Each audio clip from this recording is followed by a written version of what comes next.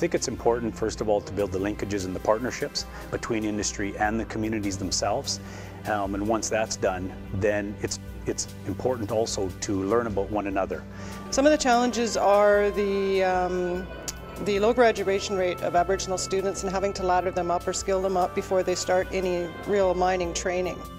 So community delivery is essential. The more support we can provide our Métis communities and the more connection we can make them to industry, all the more successful it will be. It all comes about through collaboration, and so when we have an event like this one where we bring together industry and the education and the Aboriginal communities themselves, and we have an opportunity to share our ideas and, as we heard today, share our strategies, there's a lot of potential for us to figure out the best practices and how they can be scaled and how we can collaborate better in order to make a difference.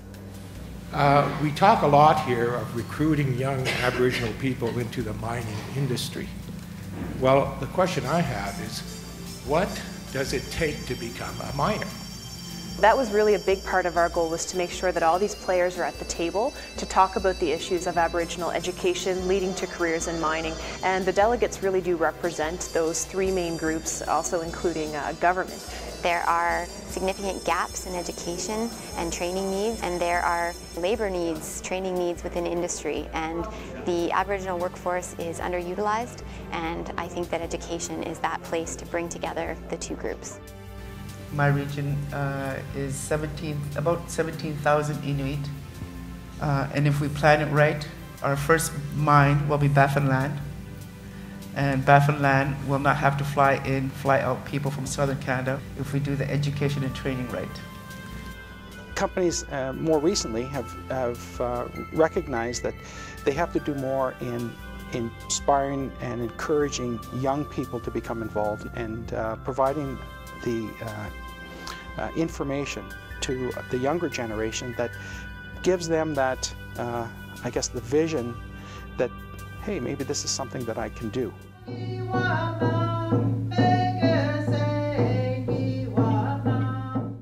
And as it comes to needs for labor and education, skill development, any of those things, industry has to play a role in making sure that the communities are aware of what their needs are.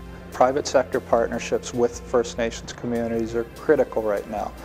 Great initiatives can be created, and the many levels of supports that are required to make sure learners are successful in transitioning to the workforce.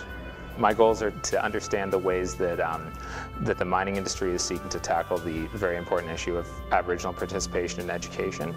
This is a fundamentally important place to be exchanging ideas and coming up with new strategies for the future.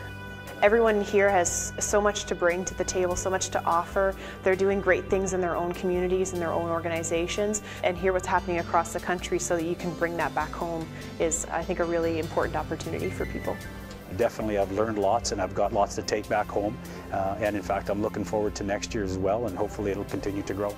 You know, we're moving forward, and I think for young Aboriginal people, mining is an excellent opportunity to get new job opportunities and really to bring economic development back into their communities.